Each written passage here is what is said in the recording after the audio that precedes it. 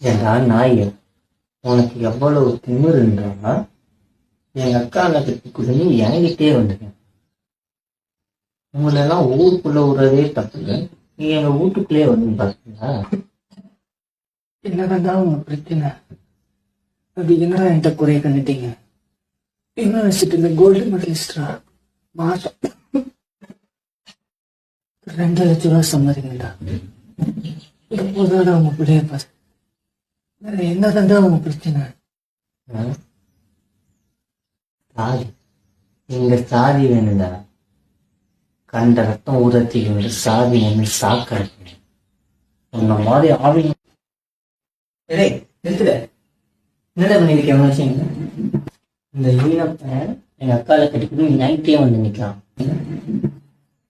சரி, நான் முடிச்சுடலான்னு பார்த்துட்டு அதுக்குன்னு இங்கே வச்சு போட போறியா? போல பேசணும் வேணாம். அப்ப இந்த ஈனம் பெருக்க எங்க அக்கால கட்டி கொடுக்க சொல்றியா?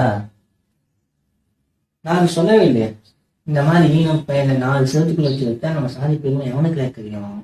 இப்ப நான் செய்ய போற சம்பவத்திலையுமே நம்ம சாதிக்கும் நிலத்தத்துக்குள்ள எவனா இருந்தாலும் பயப்படணும். புரியலையா?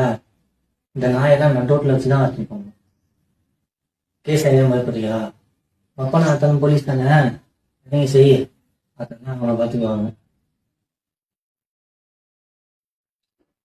நம்ம பிள்ளைங்க லவ் பண்ணிட்டு வந்துச்சு, அதுக்கு என்ன பண்றது? நம்ம பிள்ளை தானே, இப்படி பார்த்துக்கணும். பயப்படுறியா? ராஜுக்காக என் உசுரையும் இருப்பேன். உள்ள உட்கார மாட்டேன், வெளியே நீ பார்த்துக்க.